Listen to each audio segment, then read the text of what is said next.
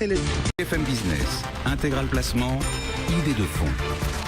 Frédéric Lorenzini en ligne avec nous. Bonjour Frédéric. Bonjour Frédéric. Quelles conséquences, justement, on en reste sur ces questions monétaires bien sûr, quelles conséquences peuvent avoir pour les investisseurs les mesures que la Banque Centrale Européenne devrait valider dans la journée?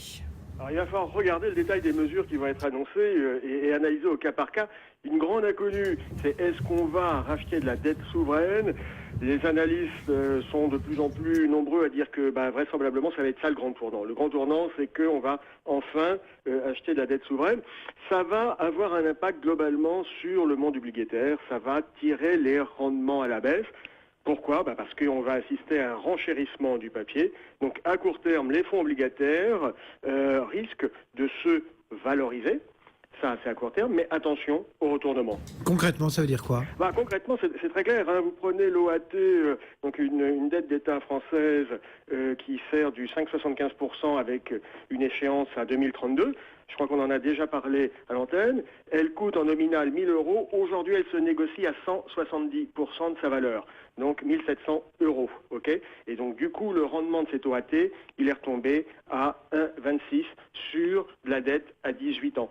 Donc aujourd'hui, on peut être content parce qu'il y a une valorisation du nominal, enfin du papier, mais attention quand ça va se retourner. Il y a des risques donc? Et oui, parce qu'un jour ou un autre, l'élastique va se détendre. Et ce papier qu'on vient d'évoquer, qui coûte 170% de son nominal, on sait qu'à un moment, et ce moment c'est en 2032, il sera remboursé à 100% de sa valeur. C'est-à-dire qu'un papier qui coûte aujourd'hui, qu'on négocie, qu'on accepte de payer 1 700 €, et bien dans 18 ans, il sera remboursé purement et simplement 1 000 €. Et donc oui, il y a un moment où l'élastique va craquer, et là, c'est un vrai risque. Et voilà pour les obligations, pour le côté crédit. Du côté des actions, est-ce que la politique de Mario Draghi peut avoir un impact? Écoutez, oui, clairement, on a un phénomène de contagion. C'est-à-dire que cet afflux de liquidités va renchérir les obligations, va détourner un certain nombre d'investisseurs des obligations et va les inciter à aller sur les marchés actions. Et donc, on va avoir un peu mécaniquement un renchérissement sur certaines classes d'actifs, actions. Donc ça, clairement, ça va être un facteur de soutien pour les marchés actions.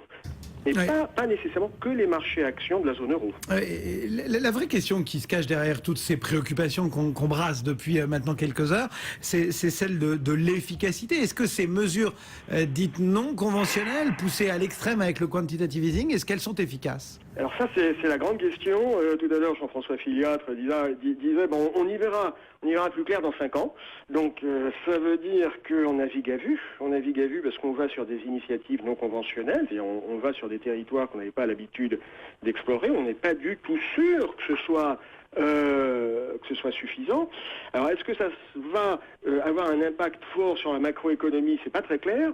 En revanche, ce qui est très clair, c'est que ça va rendre les actifs sans risque peu rémunérateurs, encore moins rémunérateurs. Et du coup, ça va inciter les investisseurs, les opérateurs, à aller chercher du risque pour avoir de meilleurs rendements que sur le sans risque. Donc ça, c'est clair. On sait que ça va avoir un impact pour les investisseurs.